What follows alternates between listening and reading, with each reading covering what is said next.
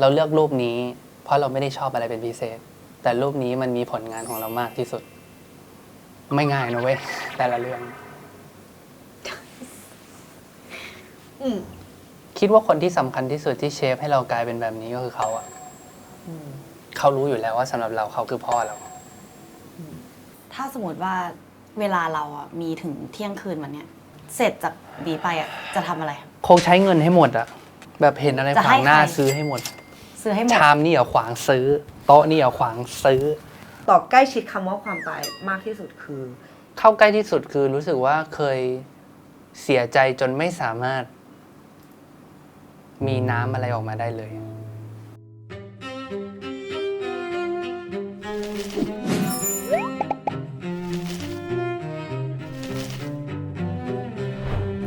ยินดีต้อนรับเข้าสู่ Last Supper มื้อสุดท้ายก่อนตายขอบคุณเพื่อนมากที่มา และเชื่อว่าจะได้อะไรจากเพื่อน และคนดูจะได้อะไรจากเพื่อนเยอะวันนี้ มั้ง เริ่มที่เอารีแลกว่าอยากให้แนะนำตัวเองกับกล้องนิดนึงชื่ออะไรยังไงแล้วก็วันนี้ที่ตื่นมารู้สึกยังไงบ้าง ชื่อต่อธนภพลีรัตนขจรนะครับ รู้สึกยังไงตอนตื่นเหรอ วันนี้รู้สึกตื่นมาแบบงงๆ เพราะว่าวันสองวันนี้ ทุกอย่างมันดูแบบเร่งเร้าไปหมด รู้สึกเร่งรีบ อยากรู้ว่าช่วงตอนเนี้ยในชีวิตมึงรู้สึกว่าชีวิตมึงอยู่ในความรู้สึกประมาณไหน หนักสุดในชีวิตเลยว่ะ เพราะว่าเหนื่อยหรือว่าเพราะเครียดหรือเพราะอะไร หลายอย่างประดังเข้ามาแล้วก็เหมือนพอ 30 แล้วเลือกที่จะเริ่มกระโจนอีกครั้งหนึ่งกระโจนในแบบที่ตัวเองไม่เคยกล้ามาก่อนบ้าง แล้วก็เป็นสิ่งที่เมื่อกระโจนออกมาปั๊บมันก็รับรู้ได้ว่าเราเริ่มโตขึ้นจนตัวเรามันแบบ transform แล้วมันเข้าสู่ลูปตัวเองอีกเวอร์ชัน โอเค ทีนี้อยากให้พี่ต่อหันไปมองโทรทัศน์แล้วก็ตรูไปกับมันเรื่อย โอเค ๆ ค่ะ มา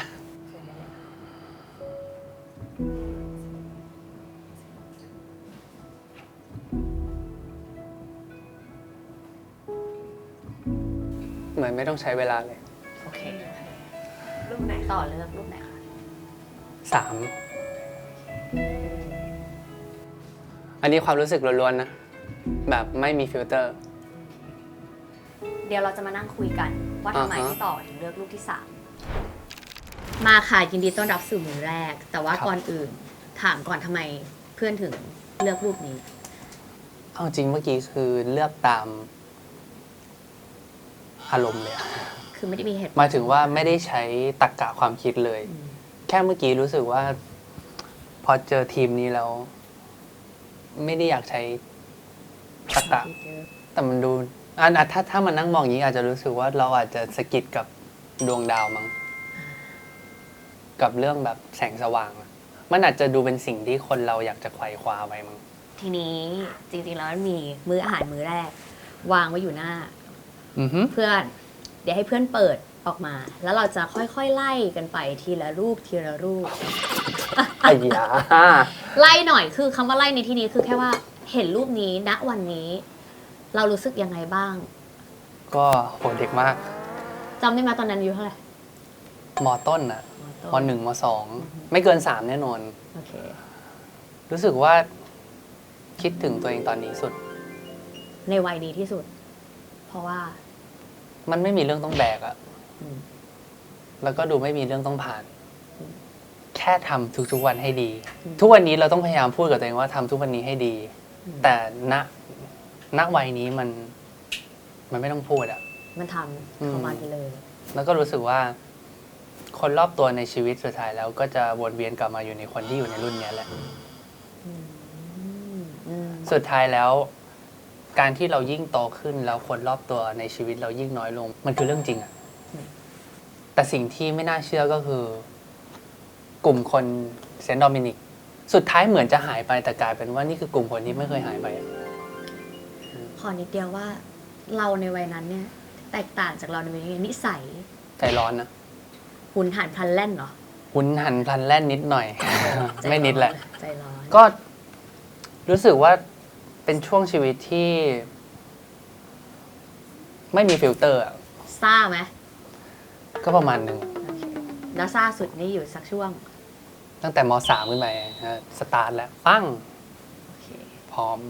พร้อมที่ ใช่ จะใช้ชีวิต ใช่ โอเคทีนี้มาที่ลูกที่สอง แต่ละรูปนะก้อย ลูกที่สองจริงๆอินโทรก็รู้จัก เรารู้จักกันตอนโอเนกาทีฟนะ อืม แล้วก็จะจำได้เลยว่า พี่ต่อเคยพูดกับก้อยว่าบวชเป็นจุดเปลี่ยนหนึ่ง ใช่ ที่สำคัญของต่ออยากให้ต่อเล่าสิ่งนี้ให้ฟังหน่อย เออณวันนี้จริงๆเรารู้สึกว่า มุมมองกับเรื่องบวชเราก็เปลี่ยนไป เราเคยรู้สึกว่าเรามองการบวชให้มันเป็นที่พึ่งว่านี่คือจุดที่เราเปลี่ยน แต่จริงๆแล้วการบวชไม่ได้ทำให้เราเปลี่ยน แต่จุดช่วงชีวิตตอนนั้นต่างหากที่มันเป็นจุดเปลี่ยนและช่วงนั้นเราดันแค่บวชสมัยเด็กเราจะมีช่วงที่หลงผิดเกเรติดเพื่อนไปไกลมากๆ แล้วถึงจุดหนึ่งอ่ะมันก็ใช้ชีวิตแบบถ้าพูดจริงคือ อนาคตมันดูไม่สดใสเลยอ่ะแต่ละวันจนมันเข้าสู่ลูปการเบื่อชีวิตแบบนี้ แต่ มันไม่รู้จะเปลี่ยนยังไงอะ เราไม่รู้จะออกยังไง environment เราเป็นแบบนั้น ที่เรากล้าพูดว่าบวชมันเปลี่ยนเพราะว่านี่เป็นหนึ่งในสถานที่ที่ มันแบ็กกลับมาให้เราอยู่กับตัวเอง โดยที่ไม่มีใครมายุ่งกับเรา แล้วบวกกับสถานที่ที่ ตอนนั้นเราเลือกที่จะไปอ่ะมันไม่ใช่ทุกคนไปโดยง่าย มันเป็นสถานที่ที่มันเหมือนกับแบ็กกลับมาแล้วเหมือนจับเรายัดลงกล่องคือมัน บอกได้ป่ะวัดอะไรหรอ ชื่อวัดว่าห้วยน้ำโจรอยู่ที่จังหวัดพิจิตร โอเค ด้วยความลำบากของที่นี่คือเขาไม่ฟอร์สเรา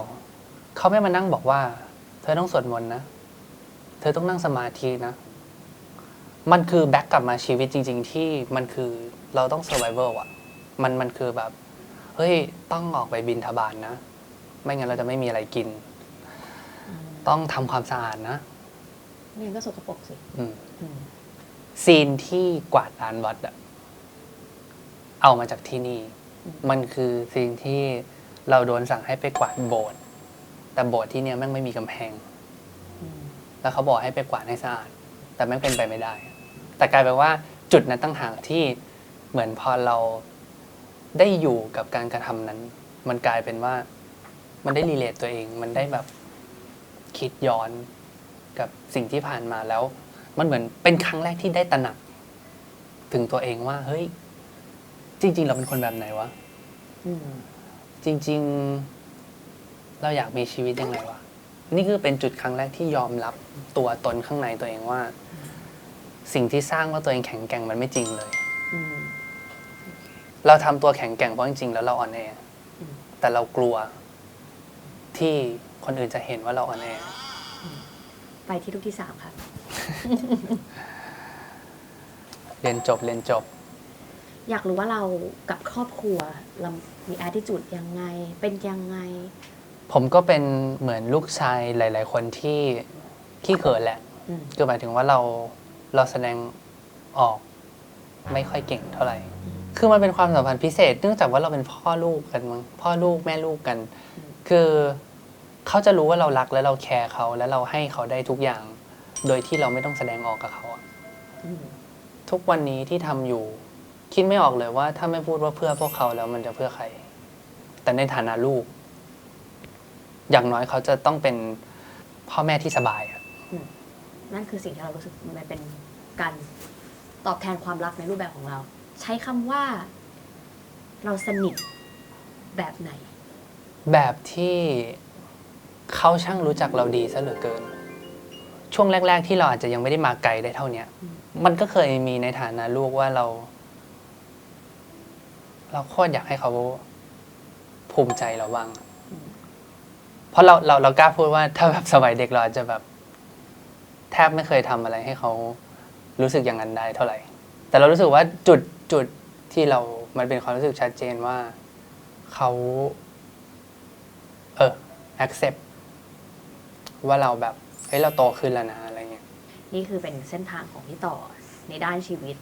แต่ต่อไปมันจะเป็นเรื่องของการงาน เดี๋ยวมันจะมีเซสชั่นรูปให้พี่ต่อดูโฟล์หนึ่งที อยากให้พี่ต่อเลือกรูปที่รู้สึกว่า อันนี้มัน impact กับเรา ขึ้นมาสักรูปหรือแค่2 รูป ที่สุดในบรรดารูปที่กำลังจะเปิดให้ดูพี่ต่อใช้เวลาได้เลย เฮ้ย วันนี้เราไม่ใช้ตรรกะดิ ดูสิรูปไหนบ้างที่เรารู้สึกมากๆขอแบบท็อป2รูปแรกคือรูปที่เพื่อนเลือกทำไมถึงเลือกรูปนี้ คิดว่าคนที่สำคัญที่สุดที่เชฟให้เรากลายเป็นแบบนี้ก็คือเขาอะ ยังไง เขาน่าจะเป็นผู้ใหญ่ที่เราฟังเขามาเยอะที่สุด น่าจะเป็นคนแรกในชีวิตเลยมั้ง เหมือนครั้งแรกเขาทำฮอร์โมนใช่ไหม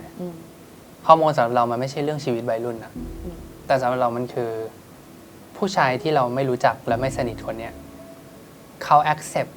มุมผิดพลาด หรือมุมที่ไม่ดีของเรา จากที่เราเคยเข้าใจว่า ไม่น่ามีใครให้ค่า กับเรา แต่เขากลับพูดกับเราว่าไม่ มันก็ดีออก ดีแล้วนี่ที่วันนี้ไม่เป็นอย่างนั้น มันเลยรู้สึกว่ามันเป็นความอุ่นแปลกๆของคนนอกครอบครัวที่เราไม่เคยเจออเรารู้สึกว่าเราแบบโอเพนกับเขามากๆ มันซิงค์โดยไม่มีสาเหตุทั้งที่เราไม่เข้ากันอะมันคือคนที่เข้ากันไม่ได้ แต่ก็เหมือนจะแยกกันไม่ได้อะมันดูเป็นอะไรที่พิเศษจนสุดท้ายแล้ว สังเกตดีเราไม่เคยเรียกเขาว่าแดดดี้ยงเลย เพราะเรารู้ว่า เขารู้อยู่แล้วว่าสำหรับเราเขาคือพ่อเรา แล้วก็รู้สึกว่าไม่ต้องกลัว เขาไม่มีวันหายไปหรอก และรูปที่2ทำไมเพื่อนถึงเลือกรูปนี้ในบรรดารูปทั้งหมด เพราะสิ่งวันนี้ที่เราเป็นมั้งสำหรับความเป็นแอคเตอร์ของตัวเอง เรารู้สึกว่าเราโลภมากพอ เราเลือกรูปนี้ เพราะเราไม่ได้ชอบอะไรเป็นพิเศษ แต่รูปนี้มันมีผลงานของเรามากที่สุด สิ่งที่เราอยากให้ทุกคนจำเราไม่ได้อยากให้คุณจำว่าเราเล่นเรื่องไหนแล้วดี แต่เราอยากให้งานที่เราตั้งใจทำทุกงานของเรามันส่งไปถึงจริง ๆ ไม่ง่ายนะเว้ยแต่ละเรื่อง อยากให้เพื่อนแบบ ชื่นชมตัวเองบ้างอะ ไม่รู้เลยว่ะ ดูเป็นคนชมตัวเองไม่เก่งเท่าไหร่ แต่รู้ตัวนะว่าเป็นคนที่ น่าจะไม่ใช่คนที่เข้าใจได้ง่ายขนาดนั้น มันก็เลยอยากให้ทุกคนเข้าใจในสิ่งที่ทำคือกูเป็นโรคจิตเรื่องหนึ่งคือ กูไม่ชอบพูดฝันให้ใครฟัง แล้วกูก็ไม่ชอบเปิดเผยเป้า ให้ใครเห็นเลยเพราะกูรู้สึกว่า จุดที่กูพูดไม่ใช่จุดที่สำคัญ จุดที่สำคัญคือกูถึงหรือเปล่า คือหลายครั้งมันก็คือแอบชมตัวเองอยู่เรื่อยๆแหละ ทุกเรื่องที่เล่นมามันไม่มีเรื่องไหนไม่ยากหรอก แล้วทุกครั้งคือ เราก็ต้อง มีประสบการณ์มากขึ้น เก่งมากขึ้นไปเรื่อยๆแบบ นั่นแปลว่า ถ้านับย้อนไปดีๆแบบ มันจะห่วยลงเรื่อยๆทุกครั้งจะรู้สึกว่ามองแล้วก็ให้กำลังใจตัวเองได้อย่างเดียวคือ โอเค เราอาจจะมองไม่เห็นเป้าวันนี้หรอก แต่ก็รู้สึกว่าเฮ้ยเราแม่งก็ไม่ได้ไก่กานะเว้ยเราก็มาไกลอ่ะเราก็พาตัวเองแบบ ผ่านอุปสรรคหลายด้านมากๆเหมือนกันทั้งที่แบบคนอาจจะเห็นหรือคนอาจจะไม่เห็น มึงมีความสุขไหมทุกวันนี้ มีนะ หมายถึงว่ายังมั่นใจว่าแพชชั่นไม่เคยเปลี่ยนอะมันก็จะมีบางประโยคแหละ ที่มันเป็นเรื่องโกในใจตัวเองอยู่ว่า กูไม่พร้อมจะบอกออกมา ว่าแบบทำไมกูถึงทำหนักขนาดนี้คือทุกคนมันมีนาฬิกาของตัวเอง กูก็ให้เวลาตัวเองจำกัดเหมือนกัน เดี๋ยวก่อนจะไปมื้อถัดไป ซึ่งจะคุยกันเรื่องทัศนคติความตายกันอย่างจริงๆจัง อ่าฮะ ๆกูในฐานะเพื่อนมึงกูจะบอกว่าในฐานะนักแสดงมึงเป็นเพื่อนที่กู respect มากอยากให้มึงภูมิใจในตัวเอง เจอกันเมนคอร์สค่ะ นี่คือเมนคอร์สค่ะ ครับ ต่อเปิด เมนูที่ต่อเลือกคือก๋วยเตี๋ยว ใช่ ปลาเส้นเล็กด้วยไหม ใช่ แล้วก็แยกน้ำด้วย แยกน้ำด้วยทำไมถึงเป็นเมนูนี้ รายการให้โจทย์ว่าเฮ้ยถ้ามันต้องเป็นแบบมื้อสุดท้าย เรากลับนึกถึงสิ่งที่เวลาเราได้อยู่บ้าน แล้วเราแบบกินบ่อยที่สุด 95%น่ะ1 มื้อมันจะต้องมีสิ่งเนี้ยโดยที่แม่เราทำ แม่เป็นคนทำ ใช่ เพราะว่าถ้ามันเป็นครั้งสุดท้าย เราก็คงคิดถึงสถานที่ที่เราแบบคิดจะแลนดิ้งมั้งแล้วก็คงคิดถึงบ้านแล้วก็คงไม่ได้คิดถึงอาหารของใครอ่ะ คงคิดถึงแค่อาหารของแม่แล้วก็สุดท้ายเมนูนี้มันมีมีนิ่งมากกว่านั้นสำหรับเราคือ มันคือการเลือกเองอะถ้ามันคือมื้อสุดท้ายคือ ก็ยังขอเลือกเอง อ่ะอยากให้ชิมสักนิดนึง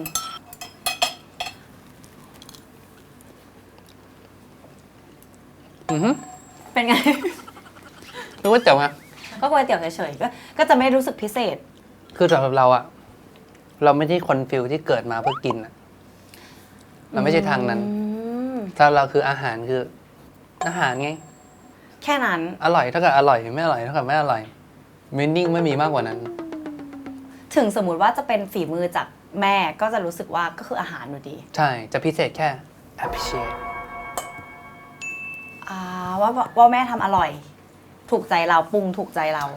สำหรับแม่เราเป็นข้อยกเว้นต่อให้เขาทำไม่อร่อยก็จะอร่อยอยู่ดี มันไม่เคยไม่อร่อย แสดงว่าเราไม่ได้มีแบบ attitude หรือไม่มีอารมณ์กับอาหารขนาดนั้น ครอบครัวเราติดอาหารที่ทำจากบ้านอะคือสมัยที่เราโตมากับครอบครัวที่โดน40อะแค่การออกไปกินข้าวนอกบ้านอะมันไม่ใช่เรื่องที่เกิดขึ้นได้โดยปกติหรือโดยง่าย การทำเองที่บ้าน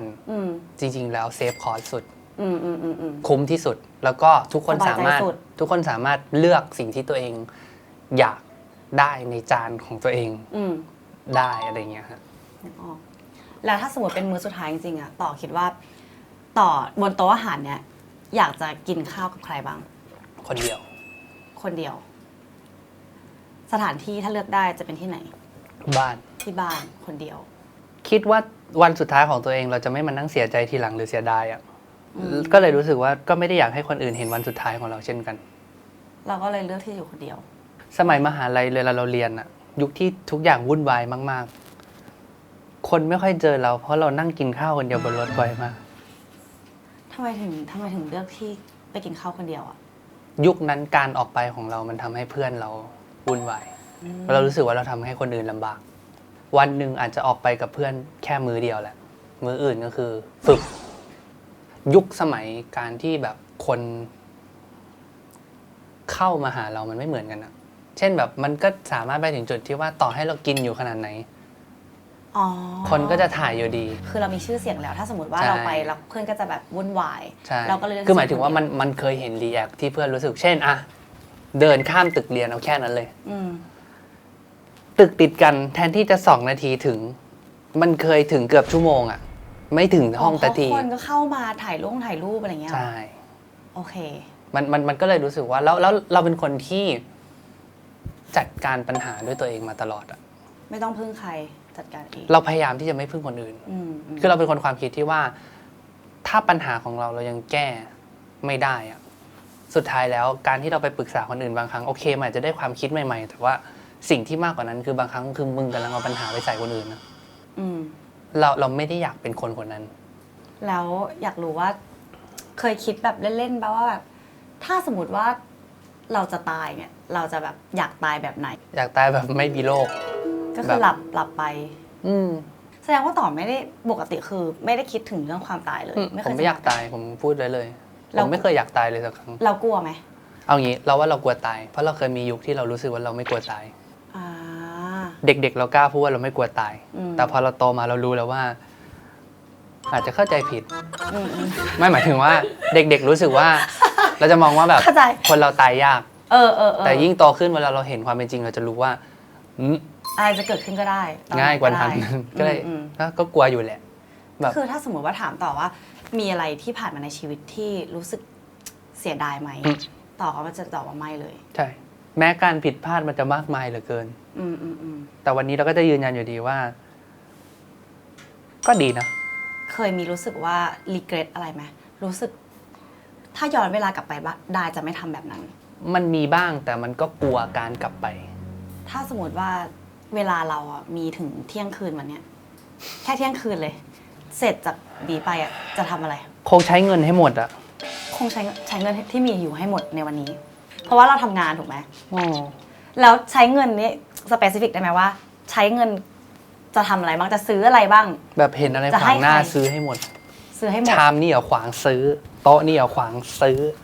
บาลานซ์ชีวิตของเรามันไม่ใช่เรื่อง 50-50อะบาลานซ์ชีวิตมันคือจุดไหนที่เราโอเคแบบ work life balance อืมอืมอืม สำหรับเรามันคือแบบงานมันเยอะกว่ามากๆ แต่สิ่งที่ทำให้เยอะมากๆพอรู้ว่าวันหนึ่งบาลานซ์มันจะเปลี่ยน อืม มันก็เลยเหมือนกับว่าเฮ้ยหารอวันใช้อยู่นะเว้ย รอวันใช้อยู่นะ อย่ามา ไได้ แบบ ใช้ ไม่ได้ใช้นะ แต่ถามว่าถ้าวันนี้จะทำไปใช้ไปไหมไม่มีทาง อืม เราไม่ใช่คนแบบนั้น อืม ทุกวันนี้คือทำแล้วก็ทำ family เราคิดอยู่ตลอดว่าเราจะอยากมีครอบครัว ถ้าเรารู้สึกเมื่อไหร่ว่าวันหนึ่งเรายืนอยู่หน้าครอบครัวแต่ว่าแบบครอบครัวกูแม่งเกี้ยมว่ะเนี่ยเราจะรู้สึกว่าเราพร้อมที่จะออกมาเป็นครอบครัวตัวเองละ อ่าประมาณนี้ค่ะต่อเมนคอร์สเดี๋ยวเราไปต่อที่มือถัดไป ที่อยากรู้ว่าแบบคือในมุมคนนอกนะเวลามองต่อเขาไปอะเวลาแบบเห็นนักแสดงบางคนก็จะรู้สึกว่าเราเห็นมุมเขาเยอะจังเลยแบบเขาไปปาร์ตี้กับเพื่อนไปนู่นนี่นั่นกับเพื่อนแต่ว่าเวลาที่เห็นต่อที่จะรู้สึกเห็นนักแสดงคนหนึ่งที่แบบว่ามึงมีพาร์ทอื่นในชีวิตบ้างวะนอกจากการแสดงอะไรเงี้ยวันนี้ถ้าถามว่าแบบต่อธนภพเป็นคนยังไงอะ จริงๆเป็นคนสบายๆต้องติดตลก อือหือ แล้วก็ไม่ได้ชอบเครียด บ้าการ์ตูน ชอบกินเผ็ด กวนตีน อือหือ แล้วก็เป็นคนที่คิดว่าตัวเองเป็นความรักของตัวเองไปให้คนในชีวิตตัวเองเยอะ แต่เรื่องพาร์ทชีวิตนี้เข้าใจได้ว่า หมายถึงว่าชีวิตมุมอื่นคือ ไม่รู้จะอธิบายยังไงเหมือนกันแต่ว่า เราก็ไม่รู้ว่าทำไมเราถึงเป็นคนที่ไม่ค่อยอยากให้คนเห็น เช่นฉันชอบออกกำลังกาย แล้วคือไง ฉันต้องมาวิดพื้นโชว์เธอเหรอ หมายถึงว่ามันก็จะมีมุมอะไรแบบนี้อยู่แต่ถามว่าเราพยายามไหมอ่ะพูดจริงว่าทุกวันนี้คือเพื่อแฟนคลับ อืม สำหรับเราคือเราอยากให้รู้ว่ามันก็ไม่ได้ง่ายสำหรับเราเหมือนกัน มันไม่เคยง่ายเลย ไม่งั้นมันคงไม่ใช่เป็นแบบสมัยก่อนที่มันเป็นต่อเพื่อไม่มีอินสตาแกรมอ่ะ ใช่ มันไม่ได้ง่ายนะเว้ย โอเคงั้นอยากให้ลองเปิดอาหารคอร์สสุดท้ายค่ะ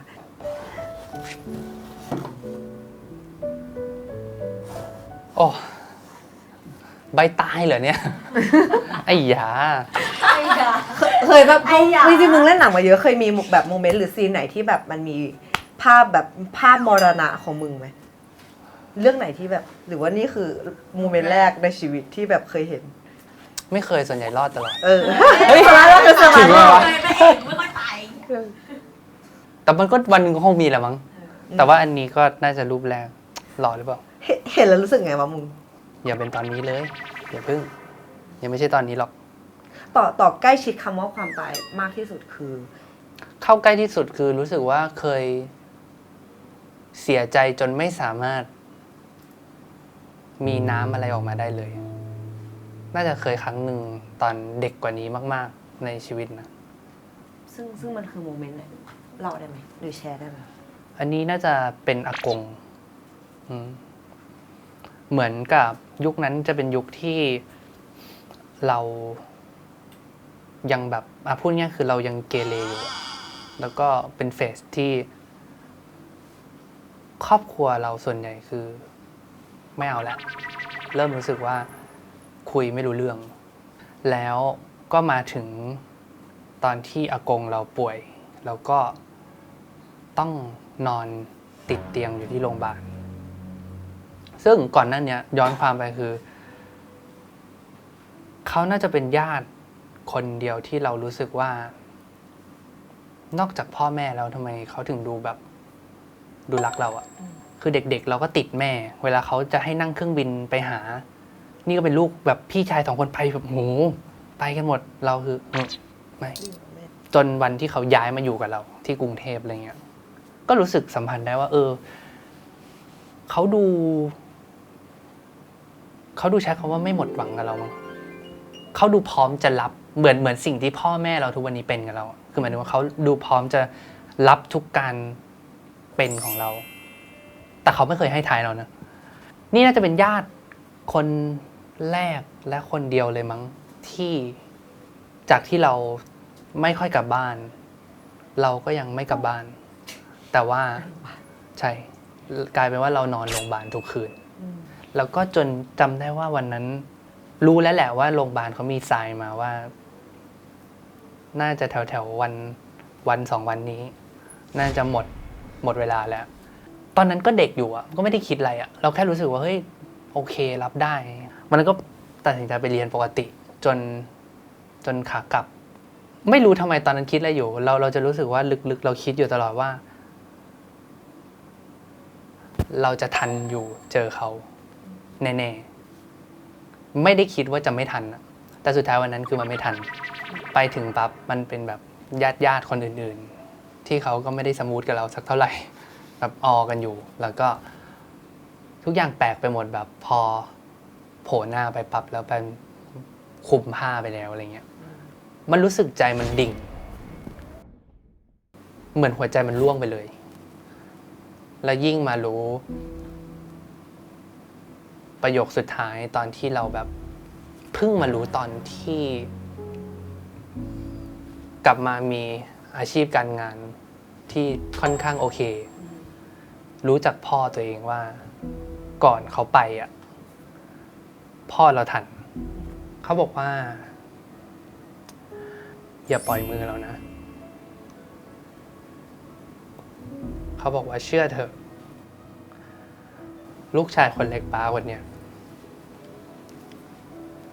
จะเป็นคนที่พาป้ากลับมายืนได้แบบแข็งแรง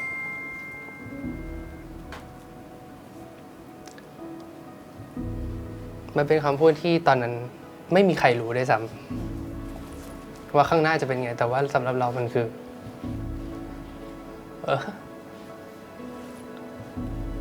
เขาไม่เคยหมดเลยเนาะขนาดวันสุดท้ายแล้วเขายังเชื่อใจเราอยู่เลย ถ้าสมมติเขาได้ยินมีอะไรอยากบอกเขา อยากบอกว่าเขาคิดถูกนะ แล้วก็ไม่ต้องกลัว ฉันแข็งแรงพอที่เขาจะไม่ต้องห่วงแล้ว แต่กูอยากรู้ว่าแบบจากที่หมดทำอยู่ทุกวันเนี้ยความเต็มที่ของมึงทุกอย่างอะไรเงี้ยมึงมองสมมติว่ามึงมีชีวิตได้ถึงแบบ70-80เลยมึงมองต่อใช้ชีวิตแบบไหนตอนที่แบบแก่มากแหละ70แล้ว ทุกวันนี้ที่ทำหนักขนาดนี้คือทำเพื่อเลิก มันไม่ใช่ทำเพื่อฉันจะเลิกอย่างนี้นะ แต่หมายถึงว่าทำขนาดนี้เพราะรู้ว่าวันหนึ่งต้องเลิก ฉันไม่สามารถจะอยู่กับสุขภาพจิตนี้ไปได้ตลอดหรอก นักแสดงด้วยกันจะรู้ดีว่า การเข้าไปลึกมากๆ บ่อยๆ เข้าสุดท้ายแล้วมันเสีย ไม่มีอาชีพไหนไม่เสีย เสียหมดนั่นแหละ อยู่ที่ว่าเราความพอใจเราจะหยุดตรงไหน เราเห็นตัวเองแบบอยู่แต่บ้านอยู่เมืองนอก คงอยู่ที่ประเทศไทยเนี่ยแหละ คือทุกวันนี้แบบมันปฏิเสธไม่ได้คือสุดท้ายแล้วโอเค มันเคยมีทฤษฎีคนพูดนะว่า เคยคิดไหมว่าคนที่ทำงานเลี้ยงพ่อเลี้ยงแม่อะส่วนใหญ่คนเหล่านั้นน่ะ มักจะไม่เคยถามพ่อแม่ ว่าเขาต้องการหรือเปล่า หรือว่าไม่มีเราแล้วเขาอยู่ได้หรือเปล่า แต่ในมุมนี้นะความคิดเห็นส่วนตัวคือฉันไม่ได้คิดจะถามตั้งแต่แรก ถ้าฉันคิดจะถามตั้งแต่แรกแปลว่าฉันลังเลที่จะทำเพราะฉันไม่เคยลังเลฉันเลยทำ แต่กูทำให้ ทำให้ เลยทำให้เอง ใช่คือมันแบบมันอะไรอย่างเงี้ยมันก็จะ แล้วถ้าสมมติว่า70ตอนพวกเราอายุ70เรามีโปรเจกต์หนัง ที่ยังอยากชวนต่อมาทำยังอยากให้ต่อมาเล่นมึงว่ามึงจะมาทำ ไอ้ก้อยมันเคยสบประมาทนี่ไว้ ว่า แบบมึงเลิกไม่ได้หรอก อือหือ แต่ว่าทุกวันนี้รู้ตัวอย่างหนึ่งว่าถ้าวันหนึ่งเรามีอิสรภาพทุกอย่างไม่ว่าจะเป็นการเงินเวลา อาจจะไม่สามารถทิ้งการแสดงจากชีวิตได้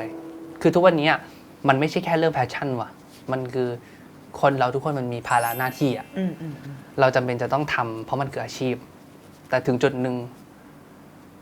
วันที่แลนดิ้งมันอาจจะไม่ใช่อาชีพ แต่มันเป็นฮ็อบบี้ได้นี่ ทำเพราะอยากทำจริงๆก็ยังทำอยู่ได้ โอเค งั้นขอกระดาษกับอันนั้นได้ไหมคะ พี่ต่อสมมติว่านั่นแหละสมมติว่าวันนี้เป็นวันสุดท้ายแล้วกระดาษใบเนี้ยจะเป็นแค่อย่างเดียวเลย ที่มึงทิ้งไว้ให้กับโลกใบนี้ได้ มึงอาจจะไม่ต้องยิ่งใหญ่ก็ได้นะ แต่มันเป็นตัวแทนของมึงอะต่อธนาภพไม่ต้องแบบเขียนถึงใครเป็นพิเศษก็ได้นะ หรือว่าจะเขียนถึงใครเป็นพิเศษก็ได้หรือเขียนถึงตัวเองก็ได้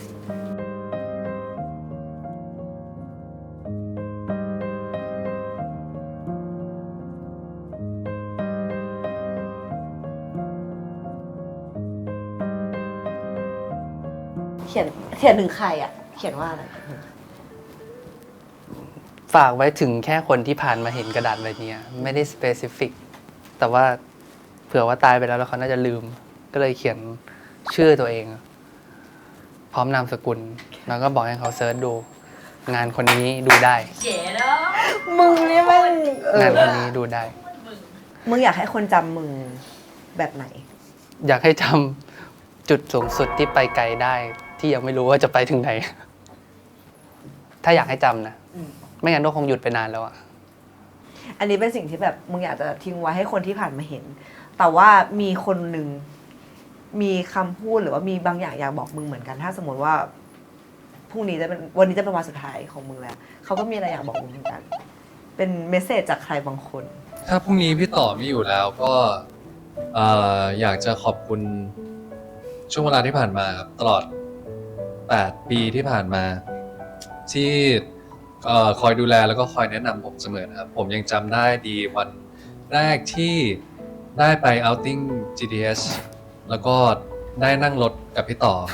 ไปที่หัวหินนะครับผมก็วันนั้นก็ดีใจมากๆที่ได้คุยกัน แล้วก็ได้ทำความรู้จักกันมากขึ้นนะครับ ส่วนใหญ่แต่ละคนก็มักจะมีโมเมนต์แหละ อย่างเจก็ดูเลือกโมเมนต์ที่ถูกต้องอะเพราะว่าในนาดาวมันไม่น่าจะมีใครเคยนั่งรถค่าในการขับไปต่างจังหวัดแบบ ทำไม 2 คน ทำไมวันนั้นถึงเป็นมันที่ไปนั่งรถ นี่เลิกสอบช้าแล้วต้องตามไป แล้วมัน ไอเจก็เหมือนติดเรียนหรือติดส่งงานอะแล้วกลายเป็นว่านัดกันว่า ไปกับพี่ต่อแล้วกัน อันนี้ก็งงเด็กใหม่ฮะ มึงจะไปกับกูเหรอใจเจมเป็นคนเปิดๆอะเนาะมันเป็นแบบ ใช่ก็ดูแบบพร้อมคุยอยู่อะไรเงี้ย ค่ะโมเมนต์ที่จำแล้วกันระหว่างตอบเจ นั่งให้คำปรึกษาหน้านาดาวตรงกระจก ทำงานกับเจเป็นไงบ้าง ดีอ่ะ อืม คือมันเป็นคนที่เก่งแล้วก็มีเสน่ห์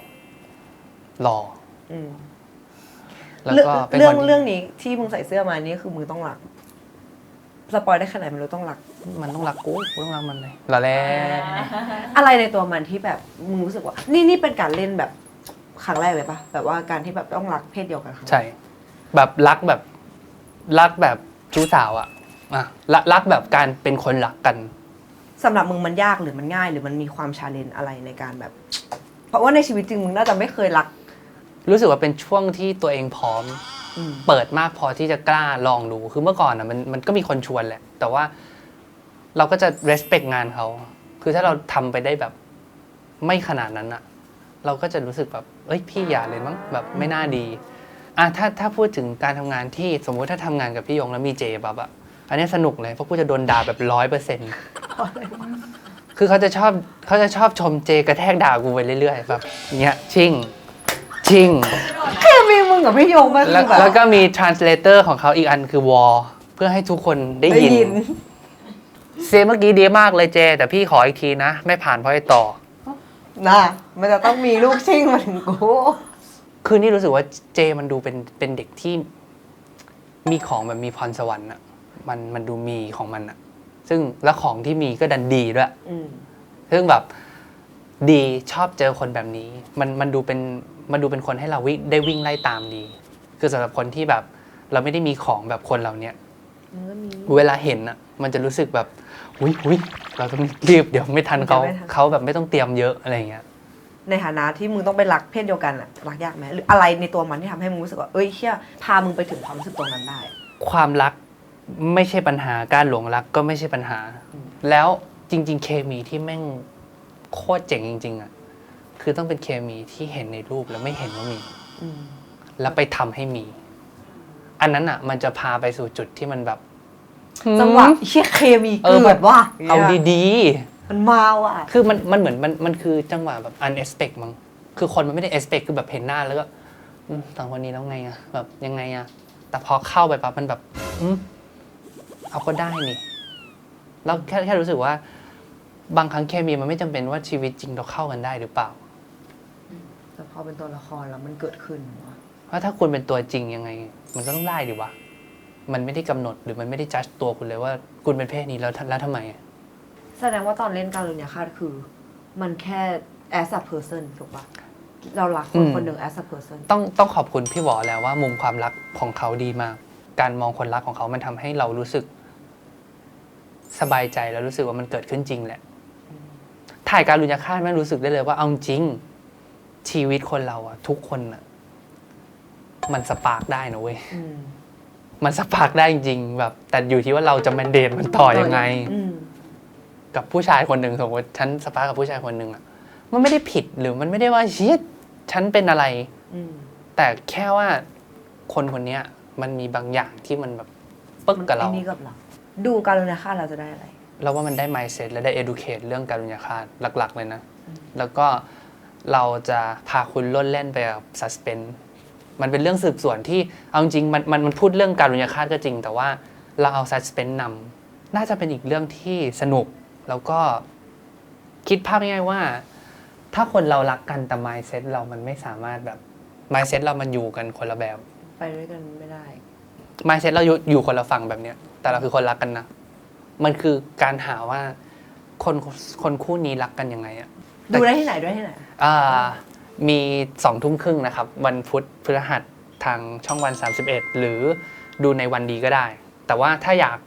พิเศษขึ้นอีก คือเดี๋ยวนี้ประทับใจมากคนเราแบบดูซ้ำรีรันกันบ่อย4 ทุ่มมันจะมีเวอร์ชันอันคัดมันก็จะเป็นซีนที่สมมุติว่า